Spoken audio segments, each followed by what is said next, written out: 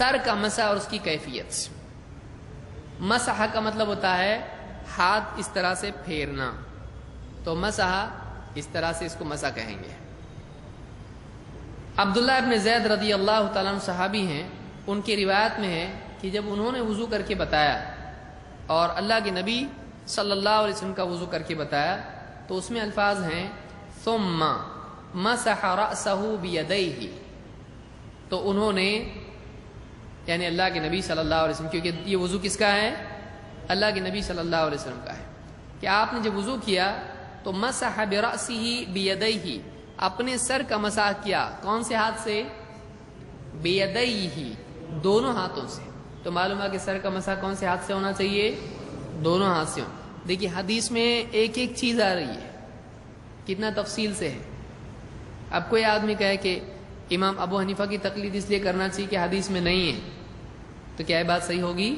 نہیں، ہم کہتے ہیں کہ جو حدیث میں وہ ہم کو امام ابو حنیفہ، امام شافعی، امام مالک، امام احمد سے بتا دو، جتنا حدیث میں وہ بتاؤ ہم کو۔ ملے گا اتنا سب تفصیل سے؟ نہیں ملے گا۔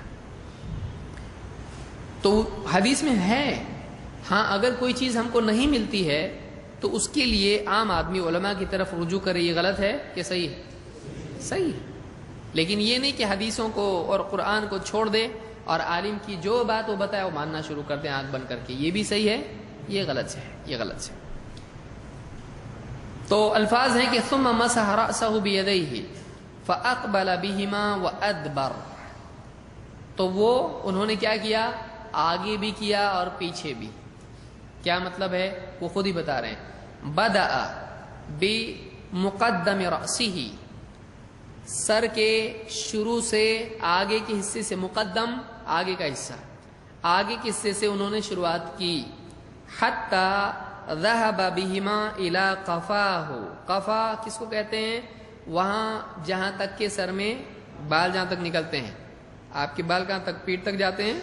نہیں، ختم ہوتے ایک جگہ آتی جہاں رک جاتے ہیں، تو گردن کا جو گدی جس کو بعض لوگ کہتے ہیں، تو یہاں آ کے جہاں آپ کی ایسا موڑیں گے تو جوائنٹ آپ کو ملتا ہے، وہاں تک ہی بال آتے ہیں، ذرا دیکھو آپ خود بھی۔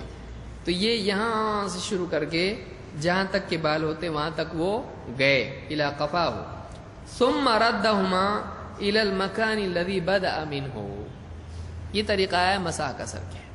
یہ الفاظ ہیں، کون سی حدیث ہے؟ بخاری کی حدیث ہے۔ یہ سر کا مسح کیسے کیا؟ ادبر، یعنی اقبل و ادبر، تو اس طرح سے یہاں سے شروع کرنا دونوں ہاتھ سے، اور کچھ لوگ یوں کرتے ہیں، یوں کرنا، یہ کیوں چھوڑ رہا بھائی؟ کلمہ پڑھنا ہے بعد میں، بولتے نہیں پھر کان میں کیسا مسح کریں گے، تو کرنا پھر مسح اس کے بعد میں۔ یہ ثابت ہے کہ ایک انگلی چھوڑ کے کرنا ایسا ثابت نہیں ہے، اس لیے کرتے ہیں کہ ان کے نزدیک یہ پانی استعمال ہو چکا ہے اور استعمال ہونے والے پانی سے اگلا عمل نہیں کرنا چاہیے۔ تو ہمارے نبی اتنا عقل چلایا آدمی، اللہ کے نبی صلی اللہ علیہ وسلم نے بتایا ہم کو یہ انگلی الگ سے نکالو، نہیں نکالا، پھر انگوٹھا بھی الگ سے نکالو، نہیں سکھایا آپ صلی اللہ علیہ وسلم نے، بلکہ آپ نے بتایا ہم کو اس طرح سے پورے ساری انگلیاں جو بھی ہیں ان سے آگے سے شروع کر کے پیچھے تک جائے اور پھر کیا کرے؟ واپس سے آگے کو آئے۔ تو اس طرح سے آدمی سر کا مسح کرے گا، یوں کر کے واپس سے آگے آئے گا، یہ سنت ہے، اللہ کے نبی صلی اللہ علیہ وسلم کا یہی طریقہ ہے۔ مقدام ابن معدی کریم رضی اللہ تعالیٰ کی روایت میں ہے، فرماتے ہیں رأیت رسول اللہ صلی اللہ علیہ وسلم توضأ، میں نے اللہ کے رسول صلی اللہ علیہ وسلم کو دیکھا کہ آپ نے وضو کیا۔ فلما بلغ مسح رأسہ، جب اللہ کے نبی صلی اللہ علیہ وسلم اپنے سر کے مسح کے وقت پہنچے، یعنی سر کا مسح کرنے کا وقت آیا، وضع کفیہ علی مقدم رأسہ، آپ نے اپنے دونوں کفین اپنے سر کے شروع کے حصے میں رکھے، اور فأمرہما، ان کو گزارا، امرہما حتی بلغ القفا، یہاں تک کہ آپ اپنی گدی تک پہنچ گئے، ثم ردہما الی المکان الذی بدأ منہ، پھر واپس سے ان کو لوٹ آیا اسی جگہ پر جہاں سے شروعات کی تھی۔ سمپل، کوئی مسئلہ ہے اس کے اندر؟ بہت علمی گہرا حدیث جنگل ہے، سمجھ میں نہیں آتی حدیثیں، کیا ہے اس میں؟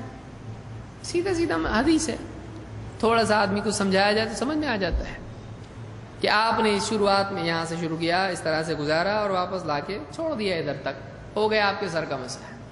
اس کو امام ابو داؤد نے روایت کیا ہے اور یہ روایت صحیح ہے۔ تو اس سے معلوم ہوا سر کے مسح کے بارے میں کیا کیا معلوم ہے آپ کو؟ کون بتائے گا؟ نمبر 1 دونوں ہاتھوں سے کرنا چاہیے، نمبر 2 پیشانی سے لے کے یہاں سے شروع کریں گے نا۔ پیشانی کس کو بولتے؟ پیشانی، یہ پیشانی یہاں سے شروع کریں گے، کہاں سے؟ بال، جو جہاں سے جو سر کا ابتدائی حصہ جہاں سے بال نکلنا شروع ہوتے ہیں تو وہاں سے۔ اب اگر ایسا ہے کہ کسی کے سر پہ بال نہیں ہے تو بولے میرا تو مسا ہی غائب ہو گیا، تو ہاں حدیث میں قرآن میں کیا آیا ہے؟ وَامْسَحُوا بِرُؤُوسِكُمْ، اپنے سروں کا۔ تو ٹھیک ہے بھائی صاحب، آپ کے بال نہیں، آپ کو سر تو ہے نا، تو کیا کرے گا؟ سر کا مسح کرے گا۔ اب چونکہ بال ہے تو بال ہٹا کے کر سکتا ہو نہیں، بیچارہ پریشان ہو جائے گا، کیا لائی شریعت میرے لیے اللہ نے۔ تو سر کا مسح میں بالوں کا مسح کرے گا۔ اگر وہ سر پہ بال نہیں اس کی بیچارے کے، جیسے مثلا حج میں بھی ہو گیا یا عمرہ ہے یا کسی اور وجہ سے سر کے بال مونڈ دے آدمی، یا قدرتی طور پر اللہ کی طرف سے معاملہ اس کا ہو جائے تو بال اس کے ختم ہو جائیں، تو وہ سر کا مسح شروع کہاں سے کرے گا؟ پھر سر کہاں سے؟ پورا صاف ہو گیا، اب سر کہاں میرا؟ تو کہاں سے شروع کرے گا؟ جہاں سے واقعی بچپن میں اس کو بال آتے تھے تو وہاں سے وہ اس کو شروع کرے گا اور گدی تک جائے گا اور واپس کہاں لائے گا؟ جہاں سے لے گیا تھا۔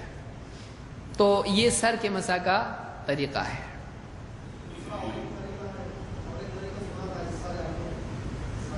ایسا بھی کر سکتے ہیں، یہاں سے جا کے یہ جو ہے کن پٹی جو ہے اس کا بھی مسح ایسا کر سکتے ہیں، ایسا بھی کر سکتے ہیں، واپس بھی آ سکتے ہیں، دونوں چیزیں صحیح ہیں۔